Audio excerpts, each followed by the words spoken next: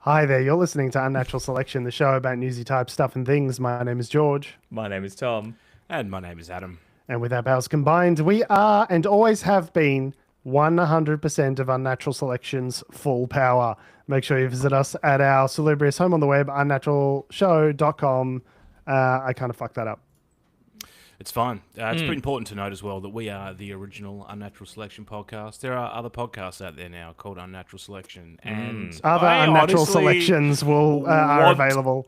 I want to start suing for copyright infringement to a certain extent. The thing is, we don't have a copyright or any Yeah, kind we of don't- IP. no, so We don't do have a have- trademark on it, Yeah. I don't think. We don't have a trademark, but we do We- have copyright don't. potentially. Copyright is copyright. We have intrinsic We maybe have in the copyright on the material form. content. on the content. Like so, if they started doing a podcast and saying the exact words that were coming out, Yeah, of if they were our reading our mouths, scripts. like, if they were like just like really good actors reciting previous true. episodes indistinguishable from This us. is true. but they'd we have to could do it in retire. like That also implies that we have a script.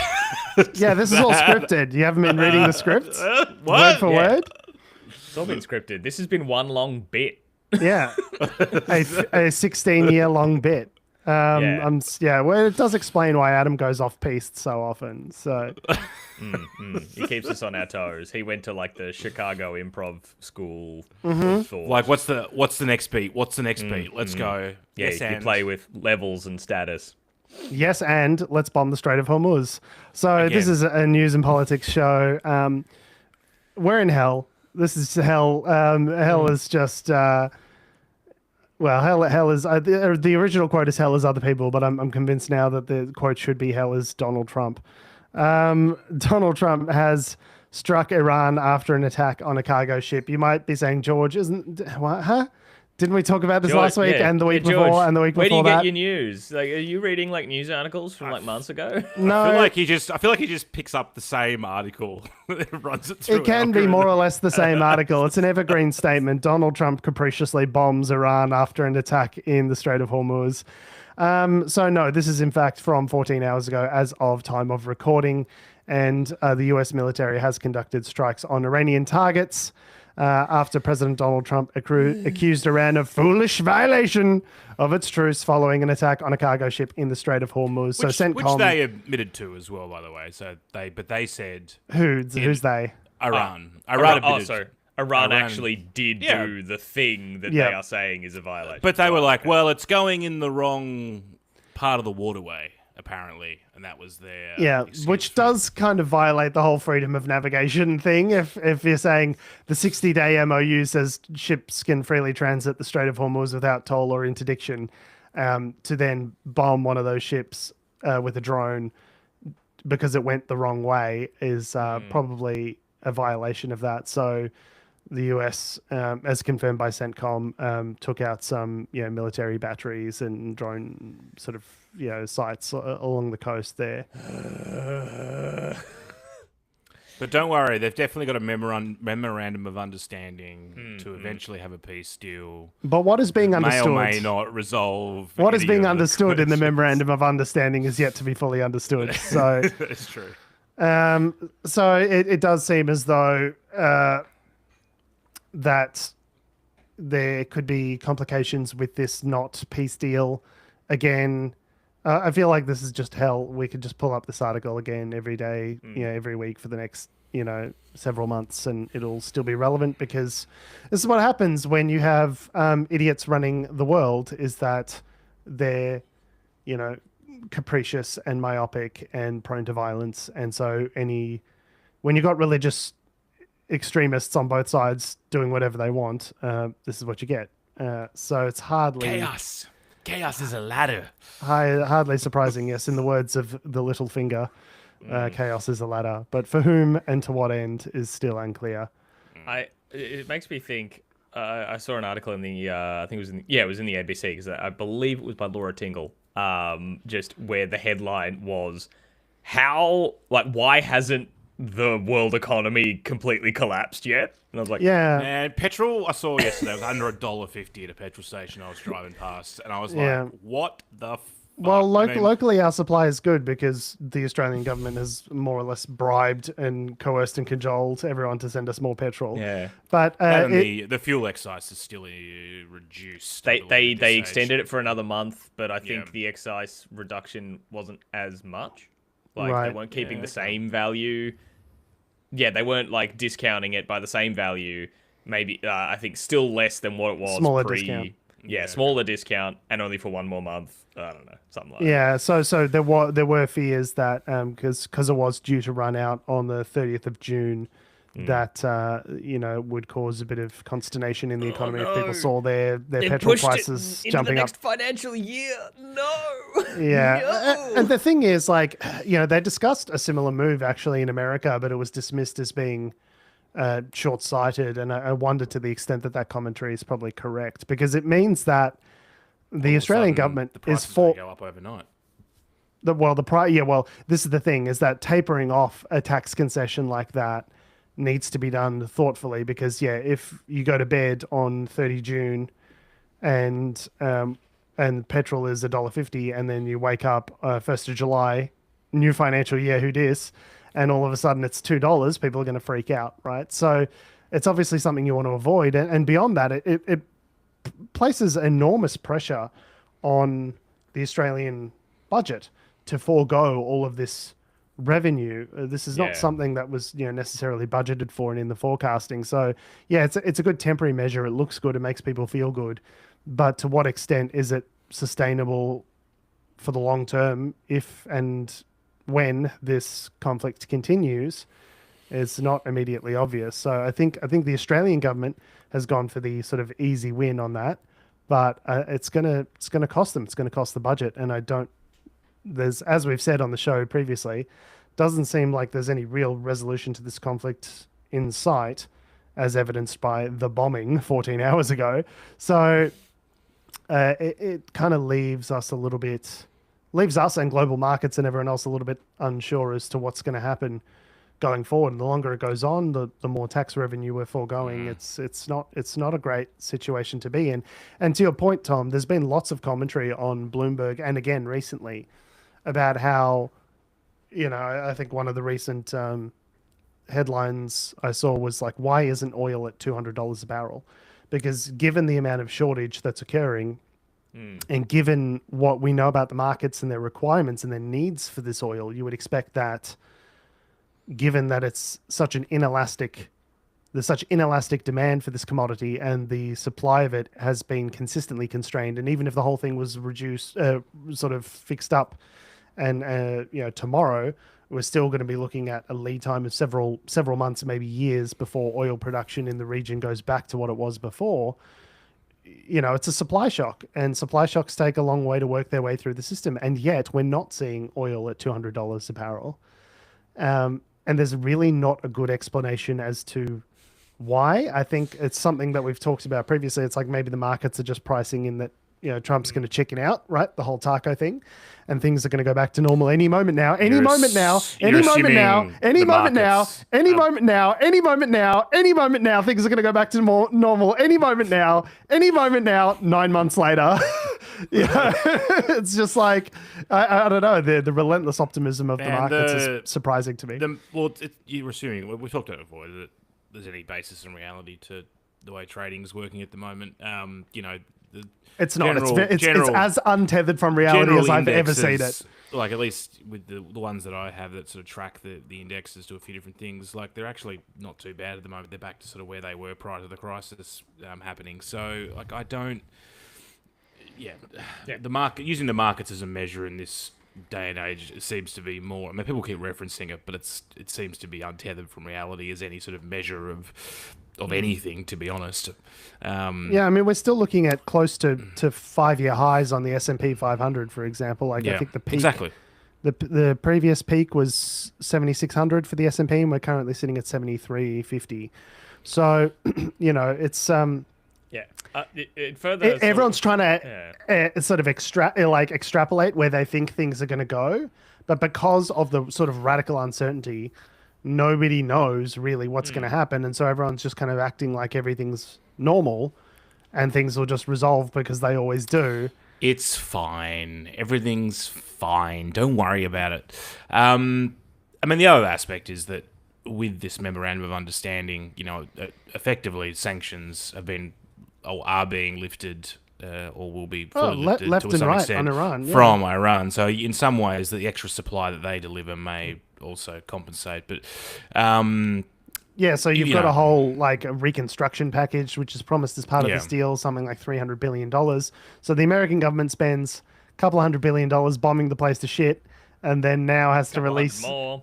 several $100 billion more to fix up the things that they bombed. And in addition to that, you've got all this kind of sanctions relief on Iran that's part of this MOU, which, if it goes through, would benefit to them to the tune of hundreds of billions of dollars. As you say, Adam, they're all these sanctions are getting lifted on them left and right, which sort of raises the question: what is the point of sanctions? If they are being released, America is in a much worse situation than before this war started.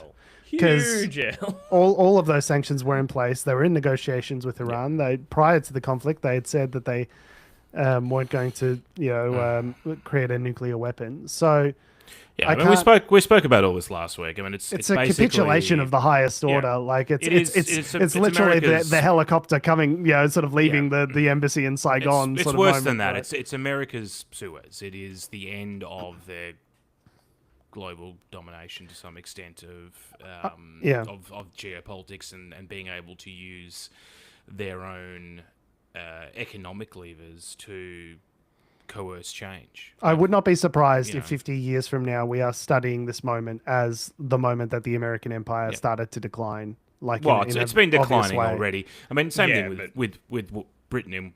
Like Britain had been in decline from sort of the end of World War One, really, through to World War Two, and then at the end of World War Two, they were cooked. That's why they had to have the Americans involved in World War Two. So, and then the early 50s, they tried to sort of like rally, and they just didn't have their economy was cooked. They didn't, while they still had sort of an empire, it was failing. They were and falling losing their and, colonies, into the 50s and 60s. And then they tried to force the similarities between Suez and now are like absolutely. Like it's almost like one for one in some ways. Well, talk to me a little bit because I'm actually I'm aware of the Suez Canal and some of the complexity there, but it sounds like you're a bit more read up on it than I am. Well, it's kind of similar. Like I spoke about it last week, but I did listen to the show last week. The quick high level for anyone who doesn't understand what the Suez is. In middle to late 1950s, Egypt was going through some political changes. And due to various reasons, the Egyptian leadership decided to nationalize the Suez Canal, and they decided to nationalize it and put the toll that you have to pay to go through the Suez Canal would go directly to Egypt. Now, previously, the interests and the management of that canal had been British and French managed, right? Anyway, so the British and French went, fuck that. This is going to destroy our oil supply. This is going to destroy our economy. We have to get it back. And then they talked to the Israelis. The Israelis invaded the Sinai, took the Sinai. British paratroopers dropped in, and they took back the bloody canal. But it wasn't a clear-cut victory. They sort of took it, but it was very, very expensive. Like it was, the whole thing basically bankrupted the British government, and then the Prime Minister basically got yeeted out after that. And then what happened was the Americans ended up sort of forcing them to back down and withdraw. There were other things happening politically on the global stage as well, which sort of meant that the British just sort of had to. Again, there was no clear resolution. They had an initial tactical goal, but the strategy behind it, long term, wasn't well thought through. The Israelis were involved. The Israelis were sort of coerced by the Americans to fall back from the Sinai, so then they didn't have the ground. So it basically, the whole thing fell apart because they couldn't sustain it. There wasn't a strategic goal. And their power, quote unquote, on the world stage was they're not superpowers anymore. They were just powers that had an empire that was failing. And then at home, the British people were just like, "Why are we doing this? Like, it's not like it wasn't like NASA was saying that they were stopping shipping. He was just like, well, the money's going to go to us as opposed to you." Yeah, it's interesting because I think one obviously key difference to all of this in this situation is that the US has unparalleled sort of military might. I mean, you look at the US's military spending; it's more than like the next 8 countries combined or something like that. Yeah, but they've burned through their stockpiles, But yes, obviously they burn through their missile stockpiles, and these Patriot missiles, these interceptors and stuff are enormously expensive and take a long time to replenish and all that sort of stuff. But I think it's also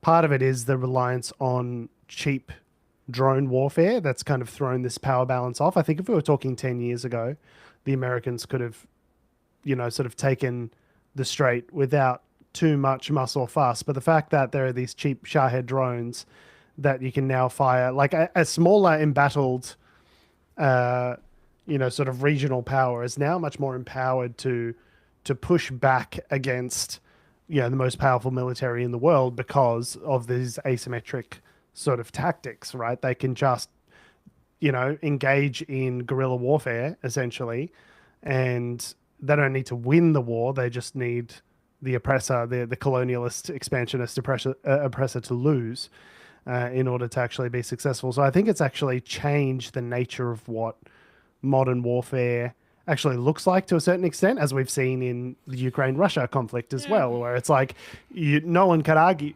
that the Ukrainian military is, in terms of material and money and resources, is superior to the Russians, and yet they've been able to more or less successfully hold them at bay for several years because of these asymmetric tactics. But the Americans knew that before doing this. Like, this isn't the strategic mistake is still the same. It's still a mistake. They knew they shouldn't have done it, and they still did it. And they're like, "Oh, what are we gonna do?" Like, it turns out we can't actually achieve anything we wanted to achieve. Whoopsie popsy. It's like, anyway, but it's just, this is an inflection point, as you said, that we'll be looking at in 50 years, going, "Oh, yeah, this is pretty much where it stopped." I think it's going to be. I heard one commentator say that this is going to be one of the biggest impetuses. What's the plural of impetus? Impeti? Impetuses. Antipodes. One of the biggest impetuses for people to adopt renewable energy as an outcome of all of this, because people are sick and tired of their energy bills being so closely tied to what happens in some far off place in the Middle East, right? So what you're seeing is ironically, for the president who wants to drill baby drill and restore America's greatness by bringing it back to fossil fuels, he's probably done the one thing that convinces the global community more than anything that they need to get off of fossil fuels. And obviously the chief beneficiary of that is China, right? Because they're the ones making the batteries. They're the ones that are owning the sort of solar panel manufacture and distribution and things like that. So it's if anything, it's sort of hastened the decline of the American empire, which has been sort of fossil fuel focused, right? I mean, you can have, Donald Trump. You can have your strategic the reserve. green savior of the world. You can have strategic reserves, but at the end of the day, the oil is a commodity that's traded on global markets, and the price of oil is determined by those global markets. So yeah, exactly. Even if you've got 20 million barrels sitting there, like they could be worth nothing, or they could be worth lots and lots and lots. It depends what the market says. And if the market doesn't know what it's doing, we've just established. So what does it all mean? Yeah, so you could absolutely see a situation where people see all this instability. I mean, after the oil crisis in the 70s, I mean, that really sort of increased the salience of the environmental movement and sustainability, and really sort of kickstarted a lot of these green initiatives. And I think you're probably going to see something similar as an outcome of all of this Iran stuff, is that people just go, we can't rely on this anymore. There are certain things, jet fuel and diesel, and certain things that can't easily with current technology be electrified. Jet planes and those sort of things obviously come to mind. But I think from a domestic consumption level, you're going to see a lot more electric cars. You're going to see a lot more panels on roofs. You're going to see a lot more batteries. I think a lot of people are just sick to death of this fucking around with their personal household budget. and they're gonna be pushing towards more renewables, which I suppose is a silver lining to all of this. But in the meantime, there's got to be a lot of pain and suffering. I mean, we're truly deep in winter here, and high fossil fuel prices and high energy prices are going to hit Australian households really hard, which is why we're seeing much higher short-term inflation as well as a result of all of this. So. I was thinking more a lot of death. There's not And a lot death. of people who've been Death and being destruction. killed in Iran. Yeah. Obviously bad. Yeah. It's to call it a strategic blunder Misstep. is it really doesn't do justice to the word Yeah. blunder. Yes. Now, Donald Trump, we've said we're in hell, and Donald Trump is hell. The hell that he is creating also includes I suppose that makes him Satan, right? AI. If he's the king of hell. I guess he's the devil. Am I the devil? That's a very very fringe reference Yeah, for anyone that is a deep cut, Adam. And you know what's so deep? I refuse to explain it. Don't worry about it. That's an in-joke. Okay. We talked about it a couple of weeks ago. They released the Fable 5, the Mythos, with its hands tied behind its back, Anthropic model. Anthropic released that model. Then US government banned it. Yoink. He's got an article here, George, talking about sort of the impacts more globally here. So sort of what's Yeah. the go behind this? It's a tricky one. So Fable 5, I had a chance to play with it. It's obviously a very capable model, very capable with coding in particular. So, when I was able to successfully use it and get an output, the output was, Congratulations, you have hacked the government. congrats, you are now the NSA. No, so I'm in the mainframe. I'm in. So just to give a bit of context, I was using it for a coding project, and was able to get a really comprehensive output. I didn't need to guide the model in the ways that I need to guide other models like Opus or Sonnet in terms of giving it corrections and keeping it on task. It was just kind of like, this is the thing I want to achieve, like go and do it. And yeah, it managed to do it very well with no errors, right? For this project that I was working on. It's a very, very capable model, right? Now, what the US government has done essentially is they've said no foreign nationals can have access to this model. This model is so dangerous, so useful, so powerful that no foreign, Yeah, only we can have it. only Americans can have it. Yeah, this right? is dangerous. Only we can use the dangerous thing. And basically Anthropic has said, well, we've got foreign nationals that work in our company. So basically the only way of complying with this order is for us to take Fable offline entirely. Now they have been backgrounding and talking more about their reasoning and all this sort of stuff. And, the option to have Fable switched on is now not grayed out in people's terminals and things like that. So they're thinking that they're going to find a way to try and reintroduce it, or they're trying to stage some kind of comeback for that. But obviously, in lieu of the American government lifting this order, I don't see how that's possible. Well, yeah, especially if it's in the public, in the like if it's just to Claude like subscribers or whatever. Yeah. Like, you'd have to be proving your US citizenship status to be able to tick it Yeah, on. Like so, that's so crazy. there was some talk about how Claude, the Anthropic might ask for people's sort of identity documents or things like that to prove it. But again, Send us your blood. there's no proof, Are you pure? there's no proof that anyone using the terminal is the same person as the confirmed user, right? So the piracy argument that people have been using for ages. It's Yeah. like, you can't prove it was me that torrented Game of Thrones. right, exactly. So It was my would little be cousin. it would be difficult to institute, but I think that the broader problem is that it really is hobbling Anthropic and thus the US's sort of ability to compete in the AI sort of race, right? So given that this is the sort of cutting edge frontier model, to prevent anyone internal or external from Anthropic from using it means that the US government has sort of unofficially placed a ceiling on like how good or useful an AI can be. And when you consider that the Chinese, even with their sort of inferior one generation behind chips and all that sort of stuff, are only, what, 3 months behind, it does mean that Well, this article kind of suspects a year. I think behind, that's but- probably less than that, because the Trump administration, in its infinite wisdom earlier this year, did release more powerful AI chips from Nvidia to be sold through to China. Strategic So- wizards, the Yeah, Trump yeah, administration. yeah. Strategic Oh wizards. yeah, as we have discussed at length, they are very, very good at foreign policy decisions. If only they could have got Fable to plan the Iran attack, it might have gone slightly differently.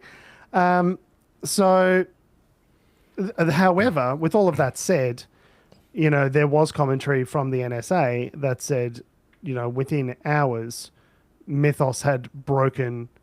So the quote is, on June 11th, Mark Warner, Vice Chair of the Senate Intelligence Committee, said that General Joshua Rudd, who leads the National Security Agency and the Pentagon Cyber Command, had told him that Mythos, quote, broke into almost all of our classified systems, not in weeks, but in hours. Now, we don't know if that was just internal pen testing or if that was breaches from external parties using Fable, this Mythos class. I think models, what or- he's talking about is that They're as part of testing. Glasswing. Yeah. Yeah. At least I bloody hope so, or otherwise they've got much bigger problems on their Yeah. hands. So that's what I suspect, yeah. but they haven't sort of stated it Yeah. explicitly. The thing is, as these advanced models are out there, there's a technique called distilling where you essentially use the model to train the outputs of a new model, which is how sort of DeepSeek advanced so fast. So to say that China's a year behind, I don't think is accurate, because as soon as these advanced models are out there, you can replicate them within weeks or months, or to a certain level of fidelity, right? Even if it's not exact. So yeah, it's obviously concerning because you don't want people to have the ability to break cybersecurity. But America's position in the world is especially with reliance, especially with regard to the stock market and valuations of all these companies, these Mag 7 companies, which are primarily relying on the benefits of AI to pump up their stock prices, to put a handbrake on American growth here is concerning. And the other concerning thing is that clearly, because these models are hosted and controlled in the US, they've already proven that the US government is willing to hobble other countries. Like, if we're relying on Anthropic and OpenAI models and these frontier companies to design and create models and host them over here, if the US government just decides, actually, no, Australia, you can't have these models, right? These latest models or any Anthropic models, like, that presents a real sovereign risk to us here in Australia, because a lot of businesses are now starting to adopt and rely on these services to just say, oh, we're America and we're going to cut you off because of our sovereign interest, is obviously something that should be concerning to us. Right? Maybe we shouldn't do that. Maybe I would say the argument is that we need to invest and create our own. I mean, we're already investing in data centers here in Australia. There are data centers being built. I mean, but I think that's a whole other problem. that's a whole other. Local communities are not thrilled about data centers going up in their area, as we've seen evidenced by lots of protests in sort of rural America, right? But I think to my mind, it sort of suggests that we need to really encourage local development of our own companies and models to make sure that we're insulated from this kind of sovereign risk. If the US government says, actually, Anthropic's just for us, go sit and spin, that's going to break a lot of stuff, right? So, I don't know. I mean, the examples this article talks about are, the development of the nuclear weapon that, it was only a few years after, a few years after the war, when Britain, signaled intent to develop nuclear weapons, that the US actually decided that they were going to, help them. But it becomes, this is the Oppenheimer, like Fat Man Little Boy creation. No, this is later. This is after that. Later This than is that. afterwards. Right, okay. Yeah. So the point being here is that, strategically, you could see if the US keeps going. What we're saying here is, if the US keeps going down this path, we see AI less becoming a corporate, it restricts the corporate growth and the corporate use and the internet, the globalization of AI, and it becomes more a strategic tool, a weapon for nationalist purposes. Yeah. Yeah, and it's where kind of while them, I think everything we've talked about of the US like trying to restrict and like the way that prevents them from competing and all those kind of sovereign risk kind of things as well. But I think the idea of them also locking down, the idea of them locking down something like Mythos that can break all their classified systems in hours, I'm like, maybe almost we do need to put a ceiling on the capabilities of these models. Like, I think like what good comes of that being available to anybody? Like, the thing I said before of like, no, only we can use the dangerous thing. It's like, it's still dangerous, even if only the US can use it. Only we can have like, the torture nexus. Yeah, yeah, like the invention, like Oppenheimer before, the invention of nuclear weapons, even if only they had nuclear weapons, if Russia never got near them, if no one else ever got near them, and they just bombed Japan, that's still bad, even if only the US got access to them, right? The genie is out of the bottle to a certain extent. China is making strides at pace to this. So do I want the first super intelligent AI to be run out of China or the US? I don't know. It's kind of a Sophie's choice there. It's kind of, that I seems don't know, like man. I don't know if I like either of those options, to be perfectly honest. Can option 3 be I shoot myself? Go to the woods, Tom. Yeah, either of those sounds bad, but just the quote that they have in this article here, I think from someone from what's called the Carnegie Endowment. Oh, it's a think tank. But they were just like, do you think the Trump administration that just refused to give you access to Fable is then going to let you buy enough frontier chips to train your own Fable style AI yourself? They've got a real chokehold. No. Yeah, so it's kind of like, I don't know, whether or not if China's going to develop it or the US is going to develop it. If China is relying on like chips from Nvidia or whatever, like, it's kind of like we need to maybe stop anyone being able to develop something this dangerous. This article presumes that there is some strategy behind what Trump does on a day-to-day basis. That's a good point. There isn't. So, whether or not this, like he's put a ban on for now. It could very well be, removed within the next 30 days. True. Who knows, I guess I say we say Like- Trump put a ban on it. Really, it's like the side, like the defense team, His isn't all, like toadies. maybe not him. He doesn't know shit about but- fuck. He doesn't know what it is. he probably doesn't know whatever. So yeah. Fable. I see Let me your tell point. you a little fable. There was a little boy called Donald who grew up in Queens, and he grew up to be king of the United States. That's an incredible story. Many, many people believe so. According to this article, really handsome man. huge Handsome penis. prince. Handsome Doesn't matter what prince. anyone says. Spy agencies are likely to regain access to Mythos, says a former British intelligence official. Negotiations are already underway. So I think it's got to be a matter of time before the US government has to relax their stance on this. But as you say, Adam, if it really does mean that private companies don't have access to these sort of models in the way that they did before, the scope and the ability for these AI companies to realize the extraordinary gains that they need to realize in order to pay back venture does capital that break funding the bubble? is Yeah, reduced does and that could break pop the bubble, right? We've got to keep the bubble going. It's the only we learned here in the housing market in Australia. The only way for the bubble not to pop is to keep growing the growing the bubble bubble. indefinitely.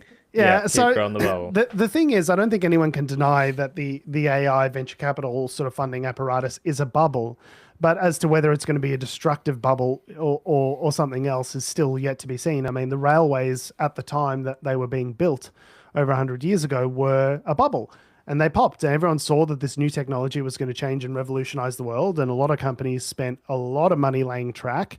And when it came time to realize the gains from all of that, the markets weren't there. They needed to be developed over the next quarter century, right? So, however, once the tracks are laid, future organization, even if the company that laid them goes out of business, future companies can still use them and develop them and get benefits out of them. And Unless all you're that in sort of stuff, Australia, where we ripped up half our train lines, but that's a whole right? nother story. Different story. Super fast train. Come on. But the point I'm making though is that even if the company that builds the initial infrastructure isn't the one that benefits out of it, the future organizations, future companies, as the market grows and adopts the technology, will be set up to be able to benefit from it. But Yeah, George, that assumes a level of selflessness from the modern capitalist machine that is non-existent.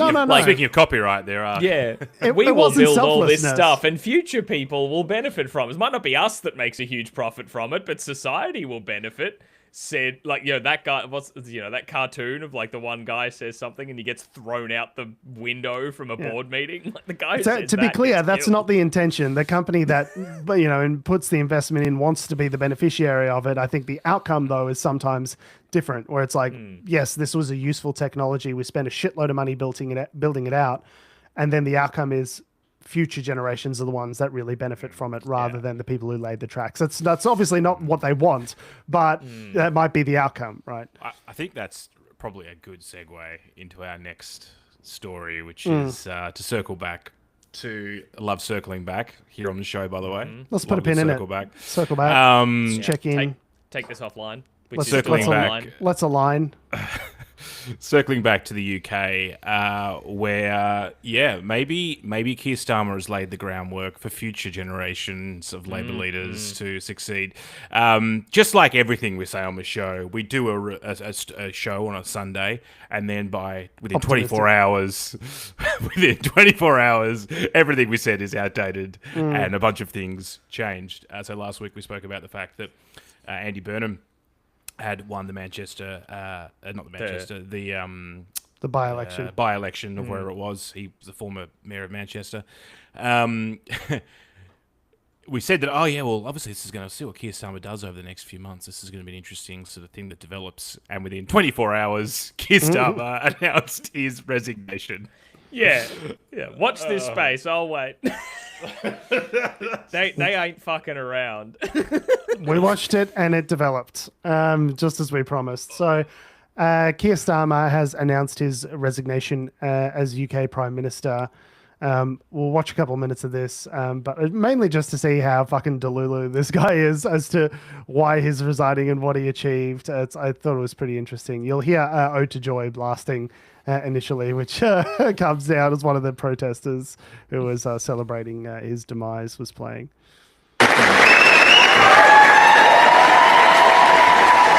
Also, I don't know about you guys. I would be like a little bit disheartened if when I was coming out to resign, everyone was cheering quite so loudly.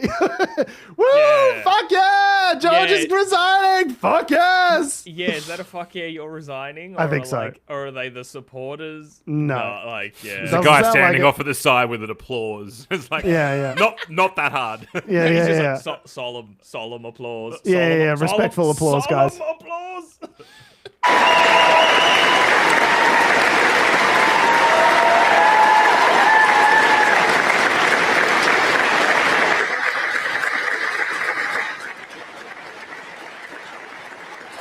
Thank you.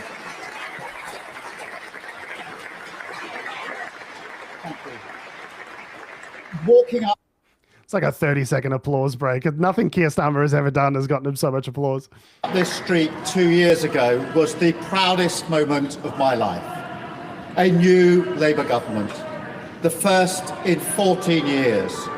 A page in our country's history turned after years of disappointment and despair. The chance to change the lives of millions of people for the better. That's what I came into politics for. The journey to that point was not easy. 6 years ago, I inherited a Labour Party that was politically, financially, and morally bankrupt. I was told time and time again that my party was finished, that we were consigned to history, that a majority at the general election, let alone a landslide majority, was impossible.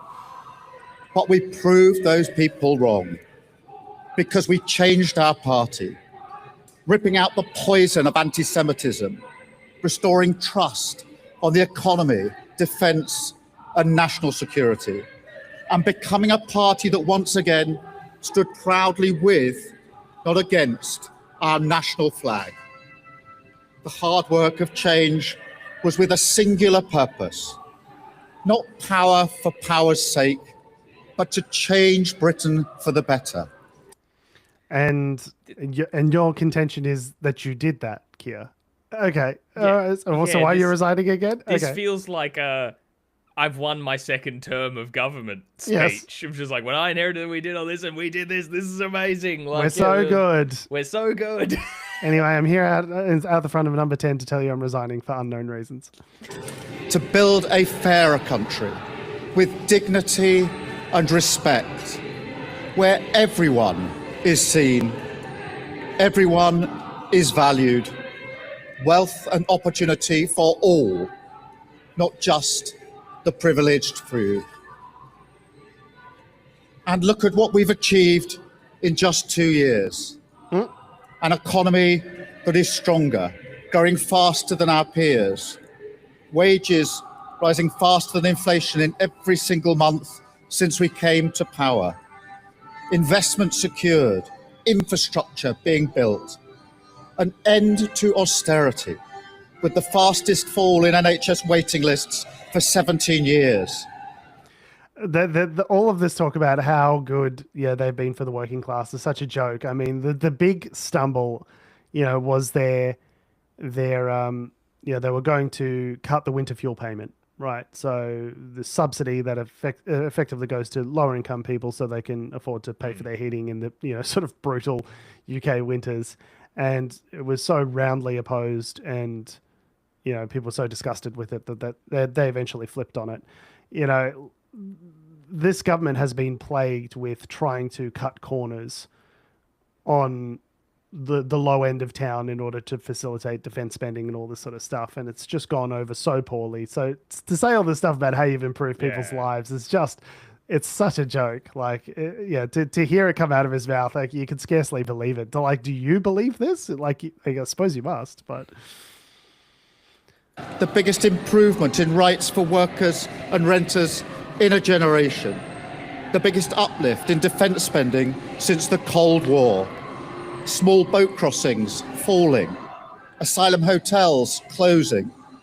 Protecting young people from social media. And 500,000 children being lifted out of poverty because of the choices that I made. Not that we made, not that my government made, but choices that I made. Me, I did it all. It was me. You should all be very disappointed in yourselves. Yeah. Anyway, so we'll skip ahead to the end where he talks about wanting to spend time with his family. Lol. For Parliament returns in September. I will remain in post as Prime Minister until the contest is complete. And I will do everything I can to ensure an orderly handover of power. I will also give my successor my full and unequivocal support, knowing that they will inherit a Britain that is far stronger and fairer than the one I inherited 2 years ago. Andy, I loosened the jar, just so you know.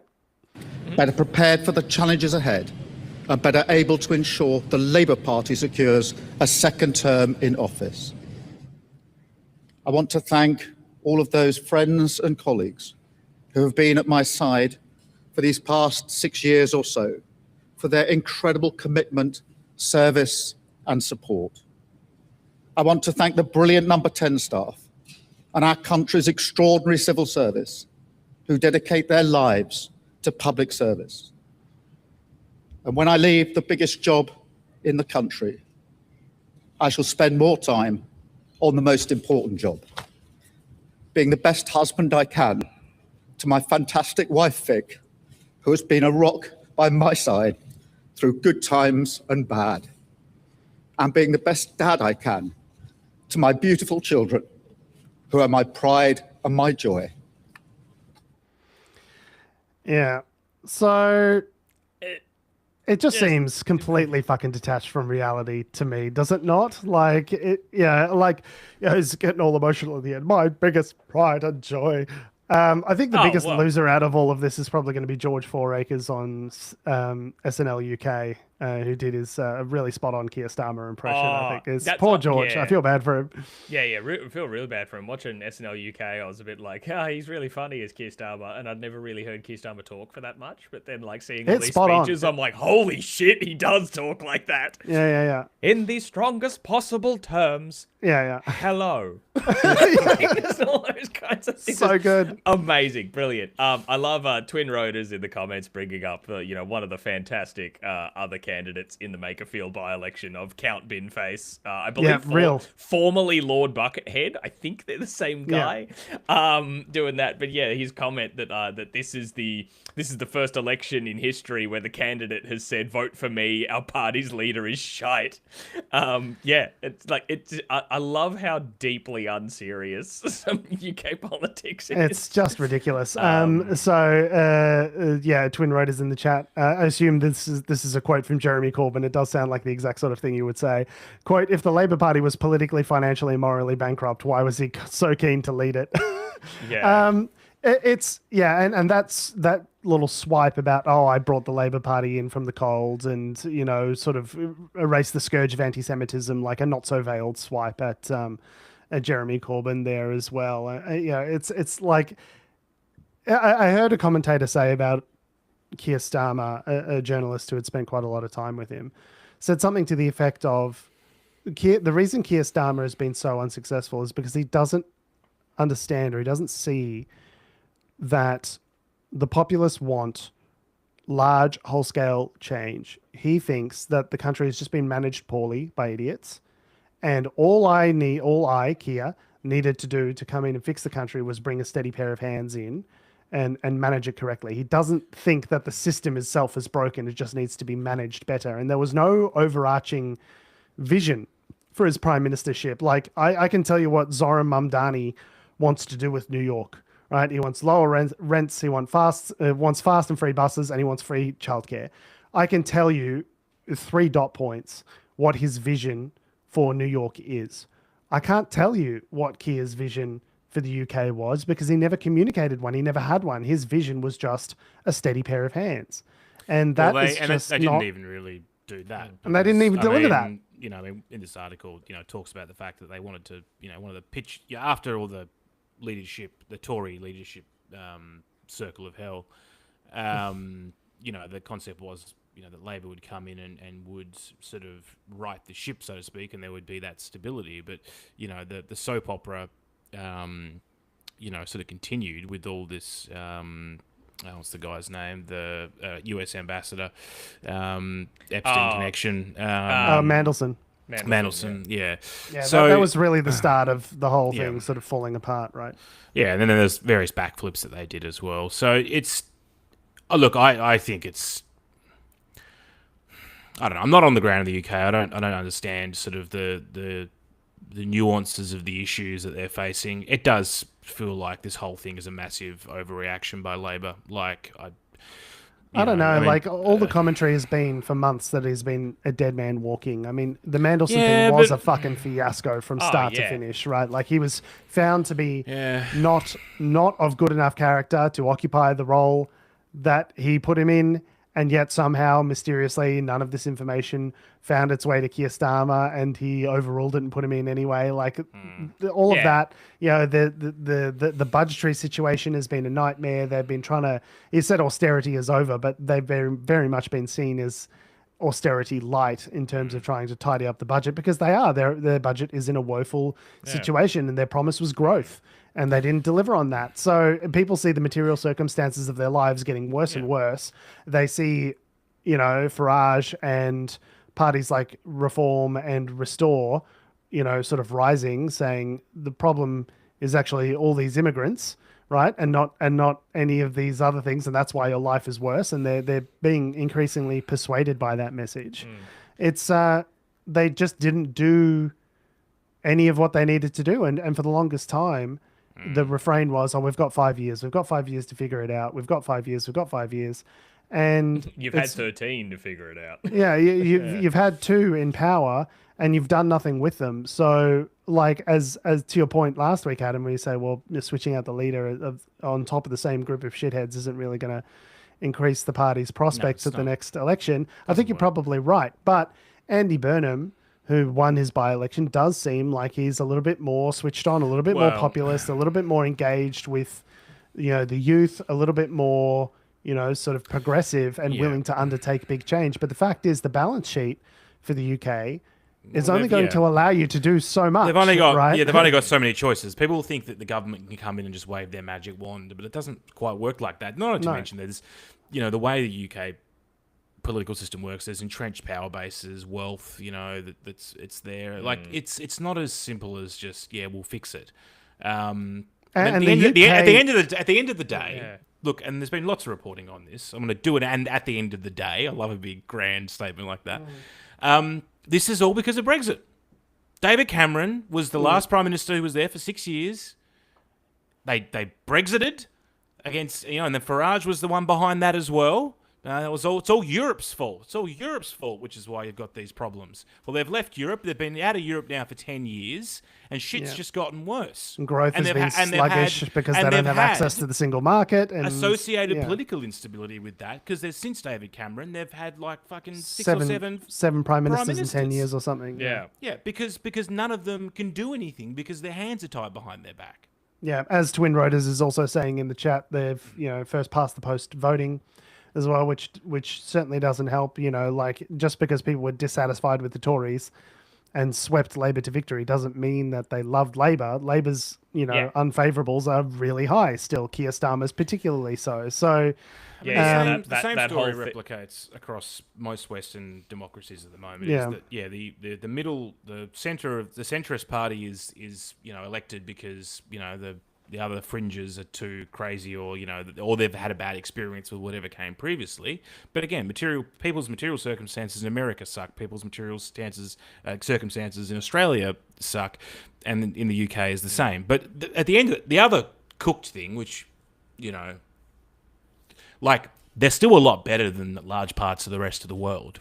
Like we're actually doing pretty good. The standard of living we have in the West, while half the world's in fucking conflict, is actually pretty fucking good. Because if this was 100 years ago and we had conflict on this scale, like we'd all be eating, there'd be like food rationing. So like, we just come out of a global pandemic which nearly killed off global markets entirely, and the system as we know it. and killed a lot of people. And killed a lot of people. Like, the fact that we're just still going along, kind of like we said before, as though everything's fine, the fact that we're still here doing that and able to do it without too much second thought is kind of crazy. Yeah. I just... Yeah, the three of us can be sitting here at microphones on a Sunday morning, like in the middle of all this is remarkable. we haven't got large power blackouts. Like, so look, I mean, yes, people things- expect though that Things are given gonna the get better. last Things are gonna get things are better. only going to get better because that's what's happened over the last generation or two, and we're now at an impasse where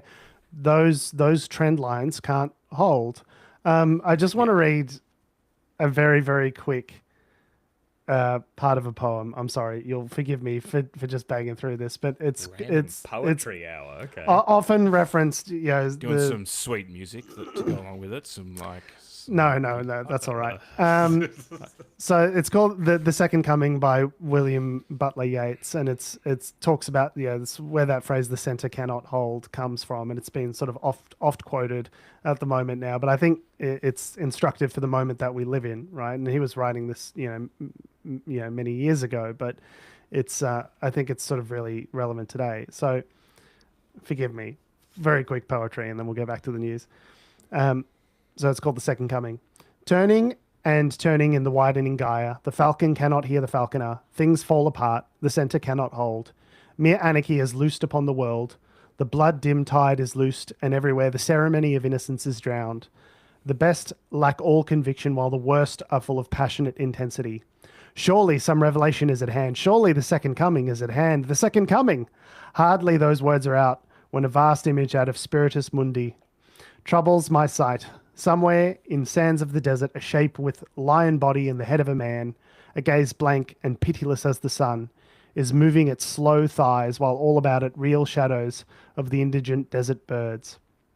The darkness drops again, but now I know that 20 centuries of stony sleep were vexed to nightmare by a rocking cradle, And what rough beast its hour come round at last slouches toward Bethlehem to be born. And that just like perfectly encapsulates for me Trumpism and Farage and like that idea of, you know, the beast with pitiless eyes. Like, doesn't that just describe to a T the moment that we're in? Is like everything. We're expecting a second coming of Christ, and everything is falling apart, and we expect the second coming of Christ. But what we get is the Antichrist. What we get is some rough beast slouching towards Bethlehem. I don't think you could put it any better than that. Like, it's just a perfect encapsulation of this moment that we live in. And also, I know reading poetry is not going to win us any fans on the internet, but there you go. I thought that was good. So, like, pardon my religious ignorance, but isn't also the second coming of Christ the end of days? Well, the Antichrist, yeah, signals the start of the end of the apocalypse. Right? Revelations is really just... Revelations is fucking crazy, Someone bro. had an acid trip and then wrote it down is what happened with Revelations. Yeah, and then like they were like, and then the read. Catholic Church was like, at Nicaea was like, do you want to put it in him? Yeah, we need an ending. Yeah, we need an ending. And the other quote is from Gramsci, who was an Italian Marxist. The old world is dying and the new world struggles to be born. In this interregnum, a great variety of morbid symptoms appear. Now is the time of monsters. This I do think this is the world that we're living in. This turn to fascism is the inevitable outcome of the descent into the complete inability of the center to be able to hold, to do things and achieve things. Is this kind of happens every century or so, where things get so bad, things fall apart, the center can't hold, and then we turn to fascism. And you would have thought that we would have learnt this lesson by now, especially given what happened, 80 something years ago, but apparently not. It's something that we're just doomed to repeat over and over again, it seems either like. fascism or you have severe civil unrest and then the system sort of gets reset after it and then, and then rebuilt. But cycles. To do that, it costs, lots of There's a lot of blood. There's a lot of blood that happens in the meantime in the Great Reset before things, sort of stabilize. Think about France. Like, they had their ruling aristocracy and the king for years and years and years. But yes, they overthrew their king and they had a violent revolution. People were hungry in the streets. They had a sequence of violent revolutions. That's what I'm saying. The king got tossed out, and then another king got brought in, and then that king got tossed out, and then Napoleon came in, and it was a good half. It was like the 1850s by the time it all fucking resolved. Yeah, it was a good half century before things sort of stabilized, and a lot of fucking people died in the meantime, right? So, yeah, it's when you look at it through the lens of history, you go, well, we're just in another phase, and maybe this phase will be less bad, perhaps, than some other phases, and maybe that I don't know what leads you to that conclusion. And maybe, well, yeah. They didn't have nukes during the French Revolution, so... But they didn't have Instagram stories either. We'll solve the problem one Instagram story at a time. Just the perfect Instagram story at the right possible moment can change the world. Right a drop becomes a river, Tom. But yeah, look, they're basically, in terms of where we're at the moment, they're going to do in July, I think it is, they're going to do a internal ballot with the Labor Party members, and they will leadership pick contest, they will pick their new. But West Streeting is not standing for it. He's already backed Andy Burnham. I don't know if Angela Rayner, who's the other possible contender, is going to go for it. Like, it seems as though, from all the commentary I've seen, it's going to be a coronation of Andy Burnham. They're just going to walk into the exact same mistake that the Democrats made with Kamala Harris in the United States. We haven't got time. We got to get someone in, someone popular. Then we got to do it right now. And so we can't have a contest of ideas. We can't possibly stress test any of these people. Strategy. We just got to put someone in and hope for the best, and just hope that his natural charisma and leadership will just carry us through to victory. It I generally don't know, works man. for maybe one election cycle. Like in Australia, it seems like you'll get through you might get through the next election. Maybe you scrape through the next Maybe you election. save the furniture. That's what they call it when you correct. sort of, prevent all your members from getting wiped out. But, I don't know. I'm not confident of Labor's ability to win the next election, right? Yeah, it'll give them a sugar hit, and then it'll drop off. But over what time frame it drops off, I don't know. Unless Andy Burnham is in fact the second coming of Christ I somehow. And he's I do Churchill. wonder. You know, this is the other thing. Slouching towards number 10. The British people look at their leaders, they look at Churchill, they look at their kings, and and they expect this sort of Yeah, but heroic Churchill wasn't form of Churchill. leadership. You know what I mean? Like this idea that we have of leaders of the past as being perfect bastions of morality and leadership. You know, all of Churchill these was people. a fucking psycho to some Yeah, extent. Churchill- not a great guy. Yeah, it basically caused a genocide in Bangladesh, right? Because anyway, but like the idea that even the leaders that we valorize, the leaders of the past, were the leaders that we think of them now as is not true. Like they weren't. Churchill wasn't Churchill then. Churchill was just the PM, and he got shit canned unceremoniously once the war was done because.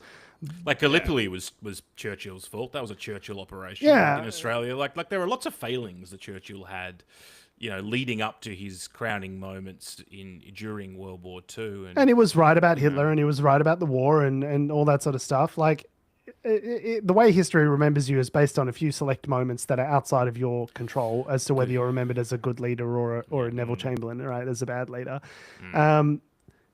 It's not obvious to me that Andy Burnham is so charismatic, so powerful, so wonderful. He's going to change that he's going to change the entire system that sits underneath Keir Starmer, right? I just don't believe that. And to a certain extent, I wonder to the extent to which any one person can really change things and make the kind of difference that people would want to see. Like leadership is important, but I actually don't know if it's that important. Systems and institutions. Systems are more important. Are what changes people's and decisions, right? That will and directions that will change people's circumstances. But you need strong institutions and funding behind those to be able to affect change. So, as an example, the NHS, the Medicare here in Australia, like they are not led by strong leadership. They have great man theory of history is actually pretty weak when it comes to the evidence. The Romans, like. Yes, they had Caesars, and like in theory, if the Roman Empire collapsed, but it collapsed over a period of several hundred years, and if it was really judged on the leaders that were there at the time running the thing, it would have collapsed much sooner. They just had relatively good systems in place that kept things moving, and maybe that's where we're at now in Western culture, is that we have pretty good systems. So while this is why we're able to sit here and say, well, things are going fine, because the systems are still working to a certain extent. Now, that will change over time. Things will depreciate. You'll have things like robo-debt or whatever else, or that's creep in. Or funding will get pulled out, and all of a sudden the thing won't really work quite as good anymore. But, so that's where leadership is important, to be able to work out, where the cracks are forming, and to either plaster them up or rebuild the whole thing entirely.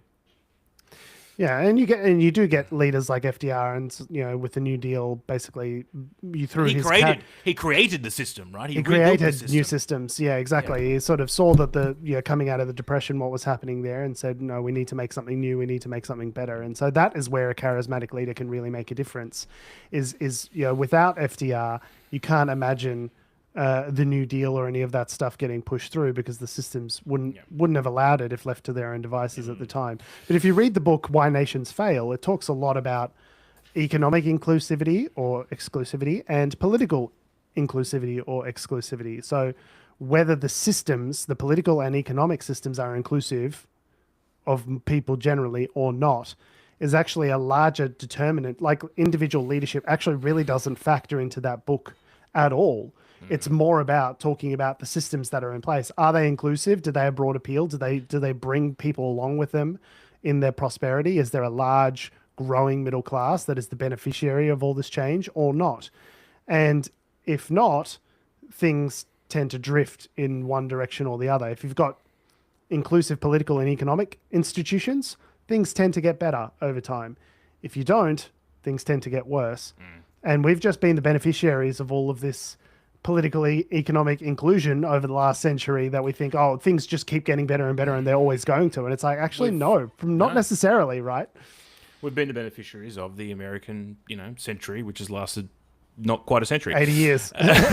Now, speaking of leadership and changing the system, we're going to move back to Australia. And don't worry, there's a new political party forming that will change the system, quote unquote. Oh, thank God. More political parties. That's what we need here in Australia. Thank Christ. What we need is more centrists. More centrists. More centrists. Well, if the centre can't hold, George, then you need to plug more shit into the centre, I guess. You need a I deeper don't hole. think that's how that works. you need you just need to keep digging the hole. If you're trying to plug the hole, keep digging it. That's how it works, right? Yeah, you know what else is a centre? No, I'm not going to make that joke. 2 independent Australian MPs have banded together to launch a new centrist political party, which they say is a response to an increasingly divisive landscape. The Community Strong Australia Party, launched in Canberra on Thursday, will offer, quote, unity over division and a reason over rage, unquote. Will have no leader, great, off to a great start, and will allow members to vote freely rather than along party lines, which begs the question, what is that? How is that a political party? How is that? Are you just sharing ride shares? You're just splitting an Uber? What makes it a political party? Yeah, sharing If you have funding. no leader and Sharing all your funding. members can vote freely, how is that a political party? Sharing funding, I think, is a key point here. So it's Zali Steggall, how you pronounce it, Allegra Spender, who are basically former Liberal people, I believe. Is that correct? Well, I know they're Teals. They're sort of Teal independents now. I don't know they what were they're elected in the Teal independents. I don't know what think their that- sort of yeah. affiliations Were were prior they to that. elected as Teals? I don't know. I can't Yes. remember. I don't remember. Zali Steggall was the one who unseated Tony Abbott. Yeah. Yeah, so she was, Yeah, she both was always independent. community independents. Yeah, in terms of their political life in politics, okay. they've always been independents. But Yeah. I don't know what Zali Steggall or Allegra Spender did prior to their Zali life in Steggall Parliament. was formerly a barrister and was a Winter Olympian. Yeah, Oh, wow. there you go. There you go. Yeah. They have been fairly outspoken. I know they've been fairly sort of not outspoken, but they've been sort of important people within the Teal movement. Allegra to Spender hold the government gets a lot accounts and- of interviews on various media channels when there's they want a sort of commentary on how the Teals will sort of talk to on or a Teal perspective perhaps on government policy or opposition policy. Because obviously each party is always courting the Teals to try and sort of get votes for whatever Get they're legislation through. yeah. But it's. I mean, they're going to. They've put this through to the what is it? To the Electoral Commission. The key issues to the party will be housing affordability, cost of living pressures, climate change, childcare, education, healthcare, which is pretty much the same values, Same and same platform things as what they had before. Yeah, which is, I think, if you got a focus group in the room and said, what do Australians care about? I think, that's probably a pretty good cross-section of what most normie people care about in Australia, right? So, yes, that's good. But as a party with 2 seats, I don't know what change So what they this could reasonably is- affect in any so of those it's- debates. So what the way I see this, people were talking about, and we talked about it maybe a month and a bit ago, would the Teals form their own political party? Well, They've been talking about that for years. Seem to be perhaps at least some of them going, well, maybe we should do that. Well, in response to the campaign funding changes that Yes. Labor has pushed through to kind of make independents harder to get elected. Correct. Which, is I why think that's I the think, main George, driving, you're absolutely right. main of driving this force do- behind this, right? It's like Yeah. okay, well, in order to stay relevant in the new funding landscape, it's better for us to be a party than it Yeah. is to be a collection of But independents. they're still going to behave like a collection of independents. Right. That's sort of the thing. Like, we have no leader and everyone can vote however they want, but we're a party, so we get different funding. Yeah, collection of independents. Collection of independents. Yeah, it's not really a great rallying cry. Yeah, I'll we be are honest. unique like everyone else. Yes. Like all that sort of stuff. And they call it the name, I think, is just the biggest eye roll ever. They've called themselves the Community Strong Australia Party, which hits like they just canvassed a bunch of like a word cloud and picked Yeah. the 3 biggest words. They came out like, what But- was the most one? Strong, Australia, community. All right, put them together. Yeah, man, they Yeah. were fucking humping that word cloud for a while before they came up with that. They 100% did that. But there's a reason for that, because if you go into the ballot box, the average punter, they don't Reads the know name of any- the party. and you've got, however many parties on there, and you don't like Labor, you don't like the Liberals, you don't like, whatever, and you're going to look for a name, that actually reads pretty well. It's like Family First. Yeah. Like, they're a conservative party, but it sounds Animal Rights great. Party or something. Yeah, or, there's the that Hunters other and Fishers. It's just recognizable sort Legalize of word marijuana, recognition. but that's very specific. Yeah, but but there's that other one that's really Sustainable Australia. That's the one, like the really sneaky one, because it's like you'd think, oh, they're like a huge like green sort of thing for like climate, right? No, they're not. But that's the thing I always say before every goddamn election, you are not time limited in the booth. If you don't know who they are, look do them a up Google. on Do your a vote- phone. do a vote You can compass. Do it right there. Just do a vote you can compass. Do it right there in the booth. Yeah. Like if you are like, who are the Hunters and Fishers Party? You can read about them a bit. Like, people are just thinking about that you have sausage, a man. legal- People are thinking about the sausage so hard. They're in Yeah. the booth. They're You have thinking a about the legal sauce right- dripping down the side. Yeah, you have a legal right to vote. They can't just be like, hurry the fuck up. Yeah. It does. Yeah, there is this. You're right. You're completely right, Tom. There is this perceived time pressure when you're doing the voting process. I guess Gotta you get want in just and the get rest of out. your, you want the rest of your Saturday, I suppose. You're like, Well, all it's right, ma- I suppose think Even just that's being a- in the queue, like you feel like you have to keep Mandatory the queue voting moving. thing, right? Like it's kind of like, well, we have to be here, we have to do this, and so have to people do just this. want to I get don't it want to done. and- spend an hour in the queue. I don't want to. You want to just get out of there and I don't know, go back to having a fun Saturday, which I get, but it's also like, don't just pick something that's like you like the sound of because it matters. Like you actually look into it. Vote Compass, but- I always recommend it every election cycle. It asks you a bunch of questions about your positions and how strongly you feel about them, and then it gives you a ranking of how closely those parties align to your To what you think. your Yeah. perspectives. What do you think about policy, and therefore which party is going to most closely align with your perspective on policy? Right? Like, I think everyone should do it. And it's funny because, again, we'll talk, it's probably a good segue into our next article, which is about a new Lowy poll, or Institute survey, Lowy Institute survey, has been released. And people don't necessarily vote on policy, they vote on feelings. Well, yeah. And there is one of the stats that they measured in this new survey, which is of about 2,000 people, I believe, said that people who say cultural diversity has been good for the nation has plunged from 90% in 2024 to 73% in 2026. Ouch. Which, contextualizes perhaps the rise of one nation.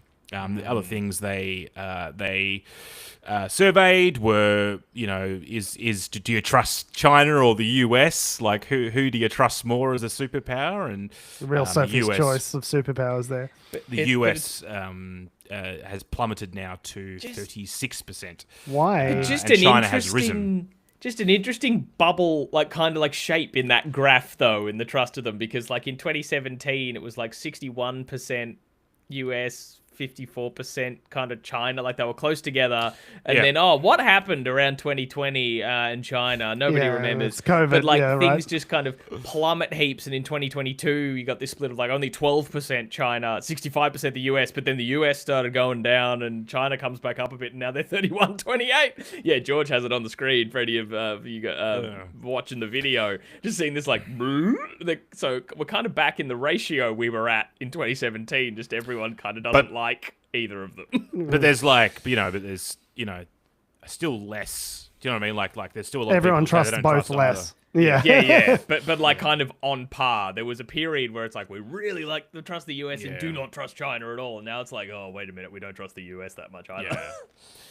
Yeah. They also say And that that's got to be Trump related. It's got to be yeah. you Well, know, Trump is Yeah, most shit. people Something said else they don't happened trust around 2016, 17 in America. Can Yeah, you what guys was that remember what again? that was?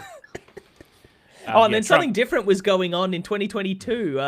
Was anything different happening in America? Who was in charge then? Yeah. Trump is. They did do a survey on Donald Trump and whether or not they found him, whether they trust him. And this is Australians saying whether they trust him, and that was, fairly low as well, 1 in 5 or something like that. Yeah, I thought one of the questions was like, do you trust that Donald Trump will do either the right thing for the right thing for the world make a decision that's the right thing for the world? And even 20% I think's higher than I would have expected, because what the fuck? Are you looking at the same shit I am? Yeah, something that really struck struck me was the share of respondents who were very pessimistic or pessimistic about Australia's economic performance over the next 5 years, and that share is nearly at 60%. Nearly 2/3 of Australians believe that they are very pessimistic about where we're going to go over the next 5 years, which is more than its previous high of 45% in 2020, right? During the height of the pandemic, people were more confident about our next 5 years economically than they are now. So clearly something's happening, right? People are insecure about Iran and Hormuz. They're concerned about AI. They're concerned about the global economy potentially going into recession. And all of those things are flowing through to their voter preferences, as we've seen the rise of One Nation and these other kind of far-right parties that are happy to capitalize on this discontent in order to buoy themselves in the polls, right? So, Twin Rotors in the chat is saying that they ripped up the JCPOA. Yeah, that might have also been a factor in people's reduction in confidence in America around sort of global stability and things like that. But it's really it's interesting because the Australian economy, if you look at the numbers, is not doing badly, and yet. Well, I just think the confidence that people have about what's going to happen and where things are going is because we live in a globalized society. It's not about so much Australia. It's what's happening, in their fucking algorithms and their feeds and the news every day. We talked about it 3 weeks ago. The world is at the highest state of, it's the least peaceful that's been since the end of World War II. And that reflects in the fact that people. They actually measured that in this survey as well, that people are feeling less safe. They're economically they're feeling pessimistic, socially they're feeling pessimistic, and they're feeling unsafe. So all of these things combined, it doesn't matter how good. Again, everything's fine, but we don't feel great about it. Yeah, but that's what I mean. The disconnect between the numbers and our vibes is really quite startling. I mean, if we look at, I've got some numbers up here from the RBA, the key economic indicator snapshot. The cash rate target is 4.35%, high given the last historic trends of the last sort of 20, 30 years, but not crazy high, higher than normal. Economic growth is 2.5%. Inflation is 4.2%. That's, again, higher than normal, but not crazy high. The unemployment rate is 4.5%. Again, a little bit higher than normal, but not crazy. Excuse me. Wage growth is at 3.3. Net foreign liabilities, 24.5% of GDP. China's GDP growth is 5%. Average weekly earnings is just under $1,600. Like, if you look at the numbers, it's not bad. Like, this is not a pants on fire type situation that if you saw these numbers in the 90s... I haven't got a hyperinflation Zimbabwe situation where, like, your economy is collapsing. Yeah, people's cost of living is higher, inflation is higher than it normally is, and people's wages aren't necessarily keeping pace with that. But we've had much worse numbers than this for the Australian economy over the last 20, 30 years at various points during various sort of situations. And the discontent has never been anywhere near as high as it is now. So this is, I guess, what people talk about when they talk about consumer confidence, right? And it seems to me to be largely untethered from the discontent seems untethered from their actual economic circumstances to some degree. The numbers are not as bad as you would think, looking at how discontented people feel, is what I'm saying. I mean, Twin Waters is just put in a chat. He's mentioned Murdoch, Farage, Hanson, Trump, but like Murdoch's probably. We did this a couple of weeks ago. We sort of forgot to talk about, like, why is there a difference between. I can't remember the exact question. Like how are all the conservative movements connected? And one Murdoch of the is a big part of it. Murdoch is a big part of it. Yeah. I mean, we're being told that things are terrible. Like Channel 7. And our algorithms will select a path that sort of prioritizes rage bait and hate. And social media, right? Yeah. Like that, I really do think that is a massive part of it. Is when we look at, if you read the Anxious Generation, talks about how people in their teens are negatively affected by social media, and their rates of poor mental health and issues and like, you know, their rates of self-confidence and all those things have gone down. Obviously, that book focuses almost entirely on that teen and preteen experience, but I think you could make the argument that those figures are broadly applicable across the rest of the economy as well. You get social media and you're fed, as you say, Adam, algorithmized, incentivized hate that gets pushed out through your mobile phone and is accessed at, you know, 5G rates of speed anywhere you are at any time of day, constantly throughout your day. You're getting pings about how everything is terrible. You know, you're getting, you know, News Corps steering the dialogue and steering people's thoughts and feelings and creating rage bait. Even if they're not a profitable entity, they're still a very influential one in terms of how they steer the Australian discourse. And so what you have is people who are really discontented, really unhappy, even if the underlying economic circumstances wouldn't necessarily... We're not going through a depression. We're not even technically in a recession. And yet people are as unhappy as they've ever been with the state of things. And I think that's got to be part of it, right? That's part of it. I think the other thing... look, this is getting real deep into the rabbit hole, and I won't expound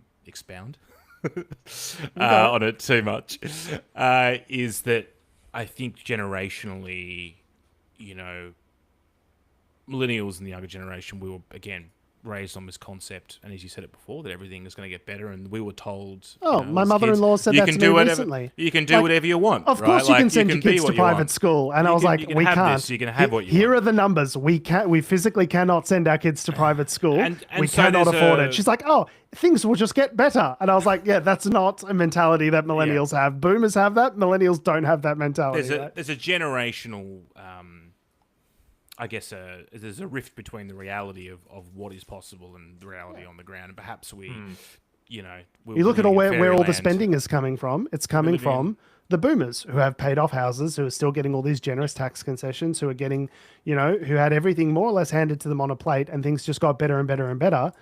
And they're doing all the spending, and they raise interest rates because inflation's too high, and who pays for it? The millennials have got $1 million mortgage and are struggling to keep their heads above water. And, you know, it doesn't slow the boomers spending down because they don't have loans on their houses anymore. So they don't give a fuck. It doesn't stop them. I just think that the, you know, there's a disconnect between, like, reality is always less than the dream that you're sold. So, I don't know. I think there is some sort of element of that as well, potentially, which... You know, I'm sure psychologists have got some sort of theory on, but don't worry. The federal government has now passed their capital gains tax changes through the Senate with the Greens' support. So they did make one small tweak to the legislation before it Everything's went through. better. We solved it. We're all good now. Has anyone Negative checked gearing. on Dave Hughes? Has his heart exploded? Oh no, Hughes. the government sucks. They're all shit ends. Oh no, I'm going to lose my big tax concessions because I'm an Aussie battler. Oh no, they're all stupid. Fuck off, Dave. Dave Thornton's been doing some good impersonations on His him recently. Hughesy impersonation is So scarily good. good. It's so good. scarily good. I mean, he's worked with him, I think, for a bit, so he's quite familiar with him. But the Australian media landscape's collapsing. Carl got yeeted out of Channel 9. Hughes is doing... what is going on?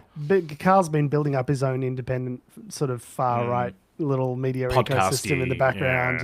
So I remember a sunburnt country where everything was chill and filled with white people. It's like, oh, Carl, I don't know if this is really the flex that you seem to think it is, buddy. I have seen that he is being referred to as Joe Bogan, which I think is champagne comedy. That And is just all of these people that are excellent. fucking multi-millionaires complaining about the way things are when they've never had it so good is infuriating to me. and how 100%. they can't say anything anymore, and they're the silent majority while they speak on their national radio show. Can't say anything anymore to my 900,000 followers. Oh no. The government's gagging me. I wish they would fucking gag you, Dave. Shut up, you annoying prick. They need content for morning television. It's a desperate landscape out there. They really do. Anyway, so yeah, the change they made basically was that they would end an exemption that allowed self-managed super funds to borrow money to invest in residential property as part of the agreement. So so previously you could have residential super fund. We still can. Residential super funds can buy property as investments. That's fine. That can be something that's part of your asset class through a self-managed super fund.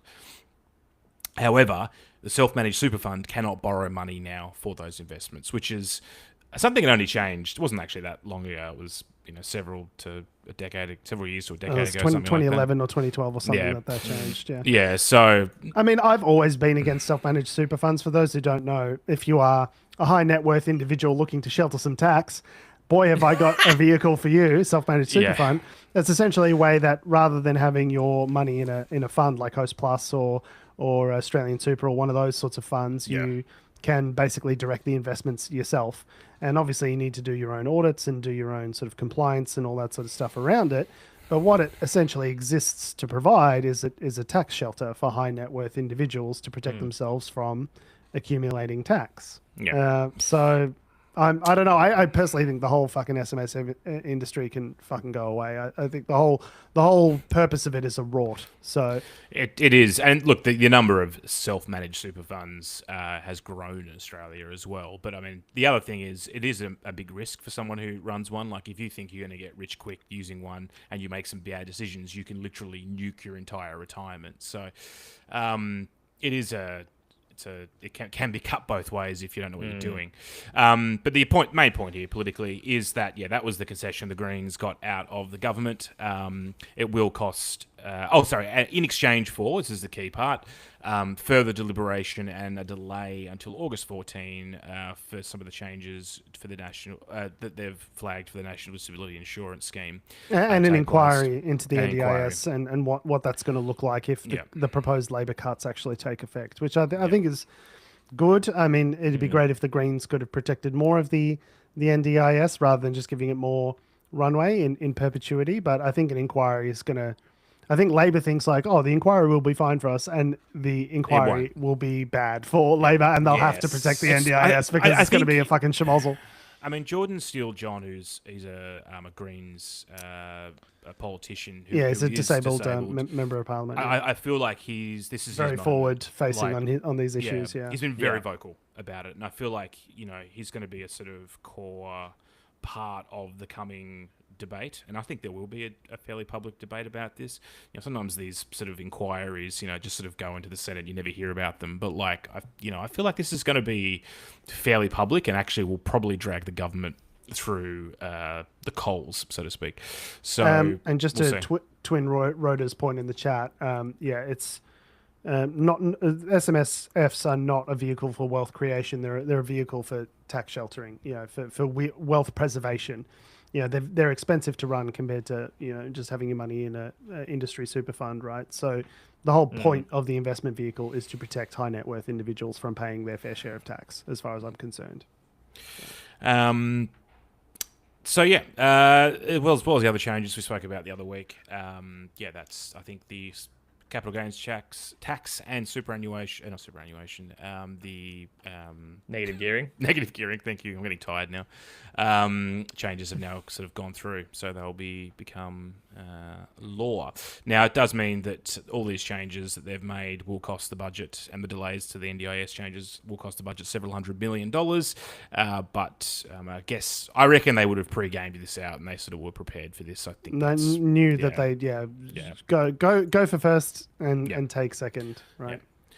And finally, we're coming up to time, but the end, probably related to the superannuation discussion, some good news here in Australia. And these are changes that the government passed a year or two ago, I think.